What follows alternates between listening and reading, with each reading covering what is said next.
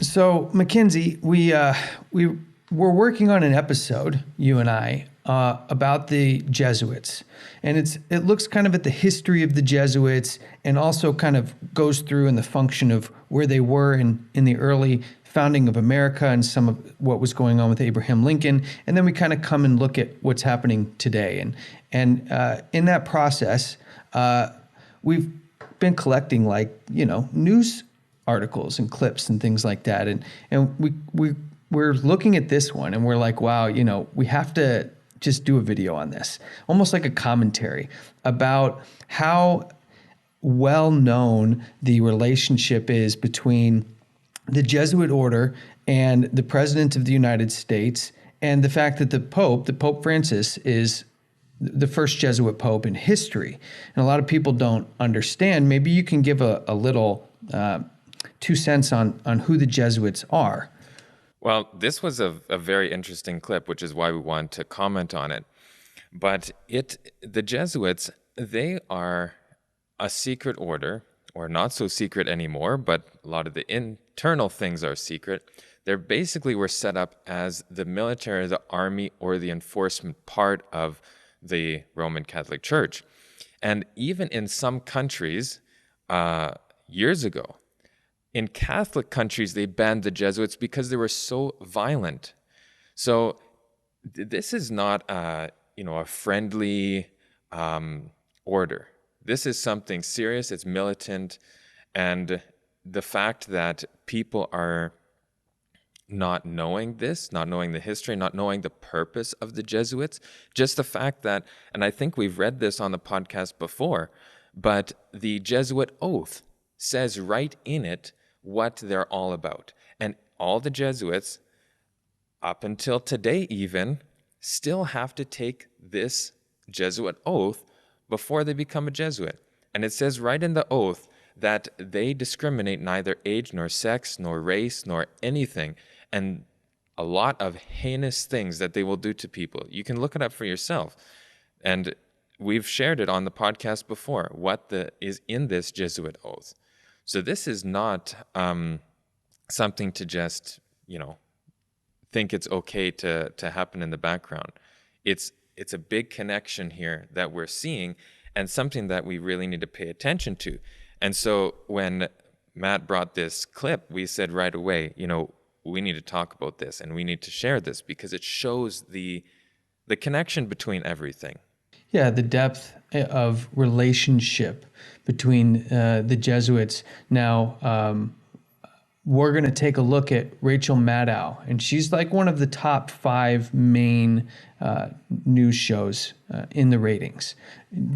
Ratings between like Tucker Carlson and Hannity and some of these other cast of characters that they have representing in the media these days.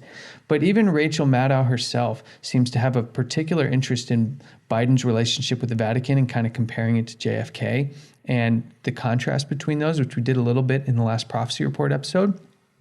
But here, let's take a look, and we're just going to kind of talk about what she's saying here, and have a chance for people to kind of see how close the connection is between the Jesuits and the leader of the free world, essentially, in Biden as the president of the United States of America, which the Bible just happens to say, watch out for America coming in our future, a religious power preaching and establishing Roman principles as law.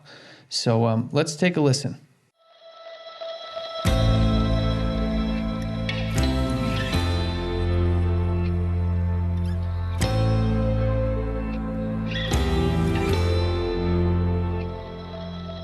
A lot has been made of the fact now that President Joe Biden is only the second Catholic president after JFK, and therefore he's just the second Catholic president to have an audience with the Pope. That, of course, is true. But it also simplifies it too much. It fails to capture how much the world has changed since Kennedy visited the Vatican 6 decades ago. And let's just stop it there for a sec. So that's a very, she's emphasizing everything here. Like, we don't even have to do hardly any commentary, it seems, because she's emphasizing all the parts that we would emphasize. She says that this is, not as as simple as it shows the difference in the world from when Kennedy to when Biden is running now. So yeah, when Kennedy came in, what was the situation there? Well, people were not happy. I mean, the first Catholic president in history, the people were not happy about his Catholicism.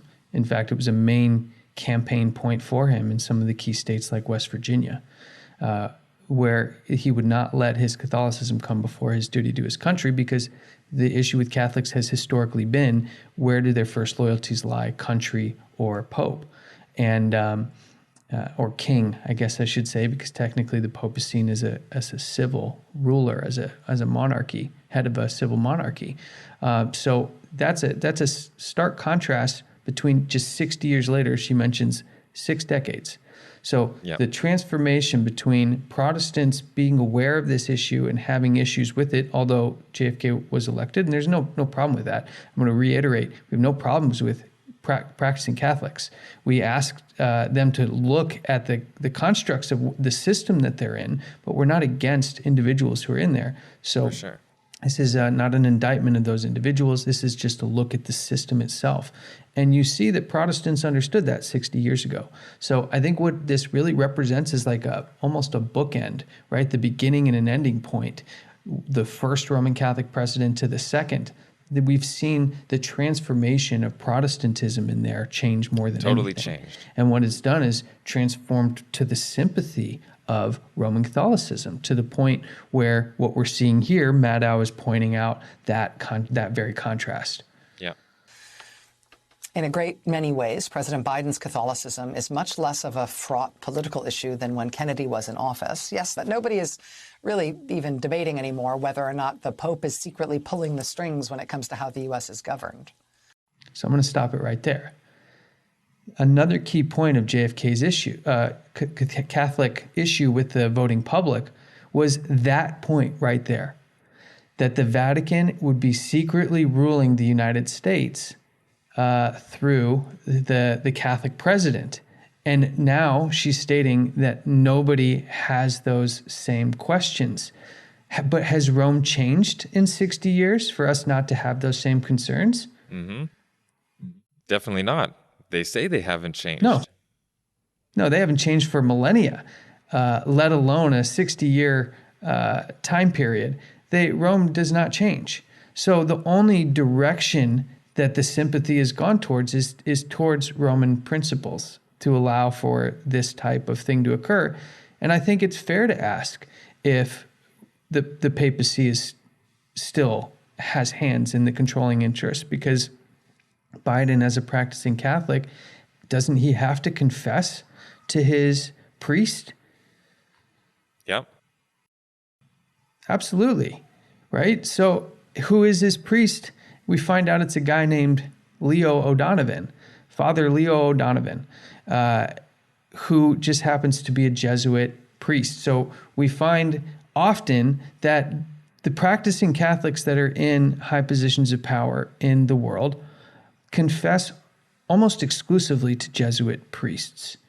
And Leo O'Donovan gave Biden's opening prayer when he was sworn in at his inauguration, and also has a very, very close relationship with Biden, citing many, many times the support that Leo O'Donovan had for him during the death of his son.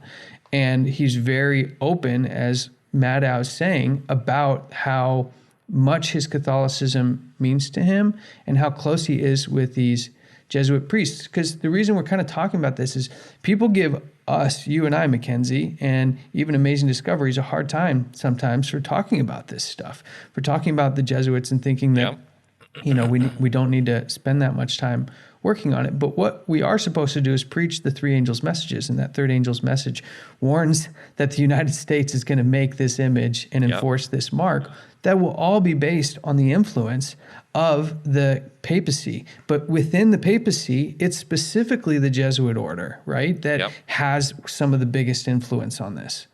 And that's why, and we're going to, in some upcoming episodes, read through a document that is going through all the enforcement of Sunday in a religious sense. A lot of people think, maybe it'll come through climate change. I do think these are drivers.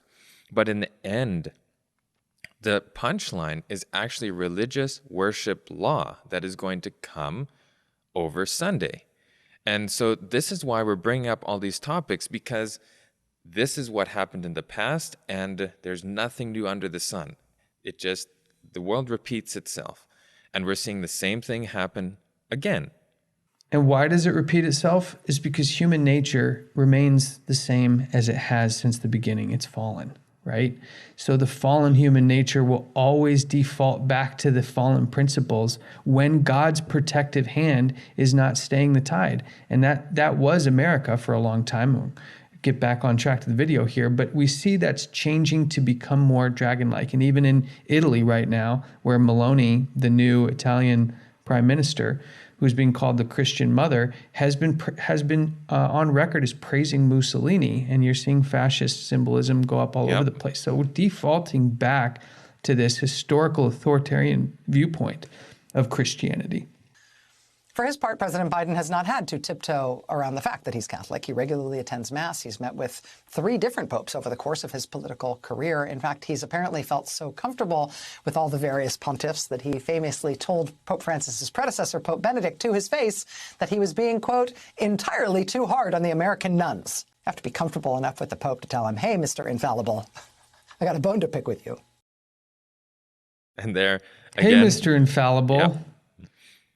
So Rachel Maddow is clearly familiar enough with her history to understand the papal claims of infallibility and where those may extend to. What are your thoughts on that? Well, I think it's very interesting because we're talking about someone who's reporting on this, who obviously has a strong interest and is very familiar with all the practices here. So this isn't something that they don't understand. They understand the Pope's side and Biden's side and what this is actually meaning, or they wouldn't be putting so much emphasis. They see that there has been a total shift in the focus, and just showing that she knows the details by understanding the Pope claims infallibility. There's a lot of people that would say the President of the United States is kind of the highest ranking position publicly in the world. And here she's saying, oh, because he's Catholic, how dare he say something to the Pope, Mr. Infallible. So it automatically put the President of the United States in a secondary position to the Pope, did it 100%, not? 100%, yes. The fact it totally that did. How could he even say that? He must be close enough because he's... Exactly. It must be a personal thing because the person in that position of power would never say to the infallible vicar of God that he's being too hard on these nuns. So again, there's people may say we're dissecting this too much, but there's a lot going on here that I don't think people maybe on the surface would even realize how much depth. So let's keep going. He has met with this Pope. He's met with Pope Francis numerous times in the past. He even keeps a picture of one of their past meetings in the Oval Office. Okay. So now Biden's Catholicism with the king of a civil monarchy is so strong that he keeps a picture at the front row over his, I guess, left shoulder in the Oval Office. There would be Protestants, the early founding of America, that would really not like this. It's probably therefore no surprise that by all accounts today's visit went well. The two held a private meeting for close to 90 minutes. That's triple the length of the meeting that President Trump held with Pope Francis when he visited back in 2017. Aside from just looking genuinely happy to be there, you could tell that President Biden had been looking forward to this visit for some time. I know this is true not just because of how warmly they hit it off, but also because of the gift that he brought for the Pope. Take note on the gift. Like me, sort of make a habit of following the visits that world leaders make to the Vatican. You know that they all bring gifts. Most of the time, they're not that memorable. But President Biden today basically dropped the mic on future papal gifts. He's going to make it hard for everybody from here on out. He presented the Pope with basically liturgical vestments, the vestments that priests wear when they're saying Mass. And this was not just any set of those. It was one designed nearly 100 years ago by one of the most famous papal tailors in the world. It was hand-woven In 1930, it was worn during a visit to the United States by a cardinal who would later go on to become Pope Pius XII. In the years since, those vestments have been looked after and taken care of by the Jesuit order here in the United States. Not to belabor the point here, but this is like essentially like giving a really big Yankees fan like the Babe Ruth jersey from the World Series game where he hit 3 home runs. Okay, so let's look at that. Do you give your casual acquaintances or strangers or anything like in that reference maybe the most valuable piece of sports memorabilia in history? Mm-hmm.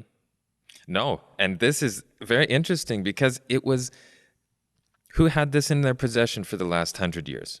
Yeah, the Jesuits had this prized possession. They were in charge of it. So obviously Biden is close enough with the Jesuit order that he can say, hey, can I have this? I'm going to see the Pope. I would like to present this as a gift for him. That has to be an ask that involves such, like, we have such a history that you can go ask such a thing and receive it.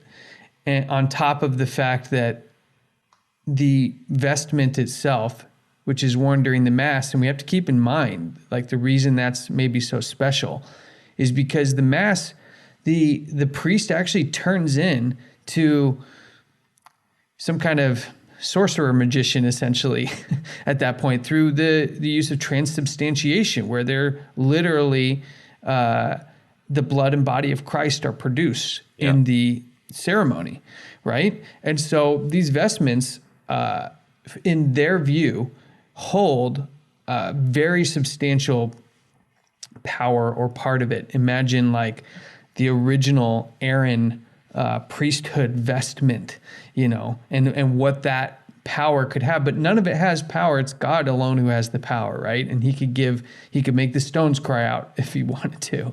So it's like, it's again, putting the emphasis on the thing, the material where moth and dust corrupt, rather than the God that would have the power to transubstantiate, but it is not in that Mass ceremony, nor is God interested in re-crucifying his son every day. Yeah, it just shows the closeness here.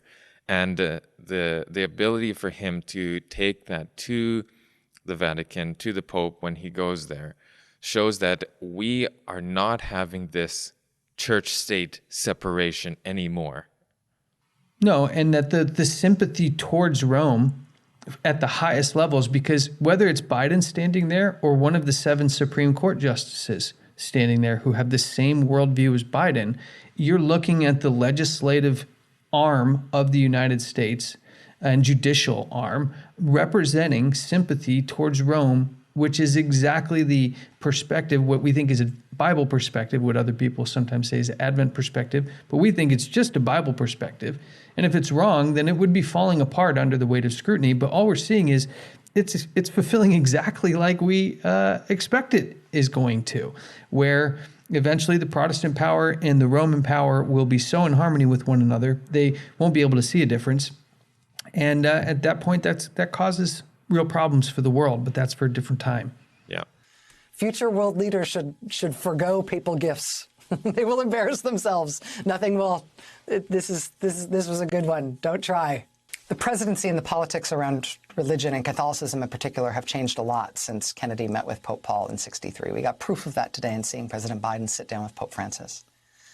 But for all the ways that relationship has changed, the one between a Catholic leader and the leader of the world's Catholics. That's a nice statement right there.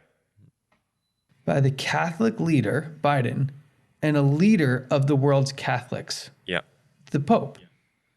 Again, where does that put Biden? Right underneath the Pope.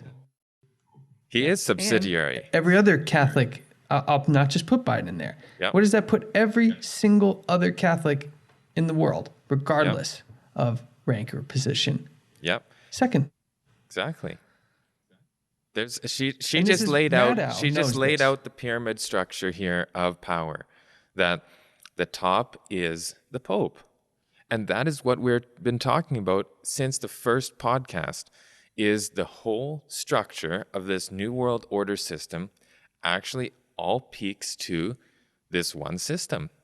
And for people who are like, oh, you're just making a big deal out of nothing, we're not trying to use this as like the smoking gun, haha, this is it. This is just like one more piece of evidence, the nature of the relationship, the fact that the equivalent to the one of the greatest sports memorabilia pieces in history being given in a clear example of friendship and closeness between the military organization of a foreign monarchy whose history just happens to be suppression and, just terrible, violent and bloody history, somehow is now sitting as moral authority of the world, and from a civil side have placed a number of highly sympathized papal loyalists within high positions of power. This is just one example of that, and to show just little pieces, because when you look, it's actually everywhere. And so that's why we kind of wanted to do this quick commentary, is to just show that even in these little things, when we're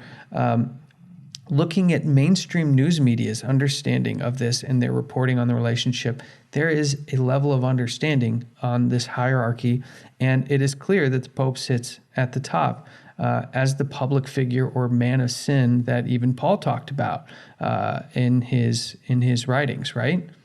Yes.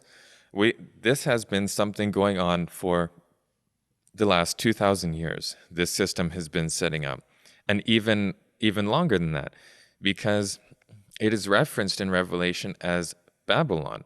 So they took their structure from even before their time, because it is in essence just baptized paganism, because you have all the same structure, all the same gods and saints and all these things that the Bible clearly says we shouldn't be praying to these people, we shouldn't be worshiping them, and that's what the system is promoting. It's really spiritualism. That's exactly right. And they give it away because they have all these Maltese crosses, and they have the fish miters, and the staff that they walk around with. Those are all like, I could show you exactly where those are in systems priesthoods prior to the Vatican. I mean, that's what symbolism does. It leaves this imprint that you can trace back in time, and you see it's the pagan priesthood of Horus or Tammuz, or you just name whichever one you want through the list. But they're the pagan priesthood of old, basically, and dressed up in Christianity of today. But let's finish up here on this commentary. So have the challenges facing our globe. In the readouts of the meeting today, we learned that President Biden and Pope Francis spoke a lot about the things you might expect, advocating for the world's poor and for people suffering from persecution. But something else took center stage during their meeting, something that wouldn't have been a focus 60 years ago and is now very much top of mind. The two apparently devoted much of their conversation today to the climate crisis, the need and the moral responsibility that they both believe in terms of tackling that issue head on. The moral responsibility that they both believe in. I think that is the if we want to look at what about the climate change movement is the most dangerous thing in the religious movement that's coming, it's that morality statement, I think. Yeah. And who defines that morality is even more important. Exactly. And we know that those definitions of morality are going to be based on Catholic social teaching, not Protestant social teaching or true Protestant social teaching, right? And that Catholic social teaching is going to be upheld by all the worldview, the leaders that have that worldview. So rather than it being like, hey, what do you think morality is? And what do you think morality is? It's more like, here is what morality is. It's the standard set by Catholic social teaching, which sets the papacy above all kingdoms on earth by their appointment by God. And so ultimately, it's really just reinforcing that structure that has been around for a very long time, as you said. And we just want to show you guys this because it's just another piece in the puzzle, another sign that we are getting close to these things all culminating. And we should be awake, very awake, and aware of what's going on so that we know what we should be doing, and that we are not caught unaware when all these things start really going down. Yeah, and not to get worked up, but to be able to keep our cool about it as these things start to happen, and not let emotion drive, because that's where Satan wants us, right? He wants us to be making these emotional, rash decisions when we should be building on the firm foundation of Christ. And when the wind and waves crash on it, we shouldn't have any worry. So hopefully we'll be able to do more of these commentaries and just be able to watch and converse on these things. Please like, subscribe, share, help get this message to other people, and keep an eye out for a future episode on the Jesuit order, where we'll take a walk through just like we do on the other things and let people know what we found. And also take a look at our adtv.watch. We have some really nice new features there. We were mentioning our bookmarking tool, so you can go through our videos and add bookmarks and share them. And then our app, Amazing Discoveries app. Go to, we have it out for Apple right now. We're working on Android. And you can go and watch all of our podcasts there. You can save them and share them, listen to the audio, and have that right on your phone. Yeah, actually, the bookmarks tool is really cool. You can make tags on the bookmarks, so you can start tagging things, and then you can save groups and ideas based on the tags that you've applied to these things. I mean, we've really tried to go a great length to give you guys the ability to take this information and actionize it and share it, because we don't know how much longer we have to share this information, and we'll go as long as God allows. And other than that, we want to give you guys as much as you can in the meantime, as we can in the meantime, to help your journey in helping others. Thank you very much, and we will see you guys in the next episode.